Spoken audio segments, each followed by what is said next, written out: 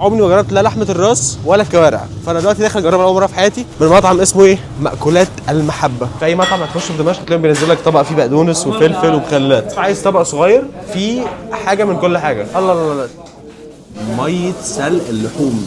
الله الله الله الله، زي ما فهمت ده ممبار ولحمه راس وده لسان وده سجق، بس هو شكله مش سجق. نبتدي بنجرب السجق.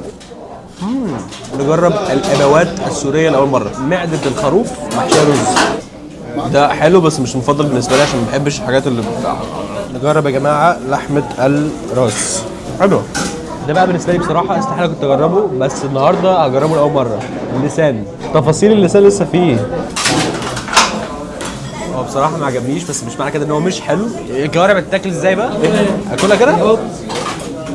اول مره اجربها يا جماعه. بالنسبه لي السجق او السجقات هو التوب، بعدها بيجي المعده واللسان والكوارع. انا جربت قبل كده شوربه الكوارع بس ما اكلتش كوارع قبل كده، والحساب طلع 184,000 ليره. يا جماعه الاكل كان حلو قوي، ولكن الاكل ده ليه ناسه، يعني حاسس ان مش اي حد هيحب الاكل ده. فاعملوا لي واعملوا لي هام فولو واكتبوا لي في الكومنتس اروح فين واعمل ايه المره الجايه.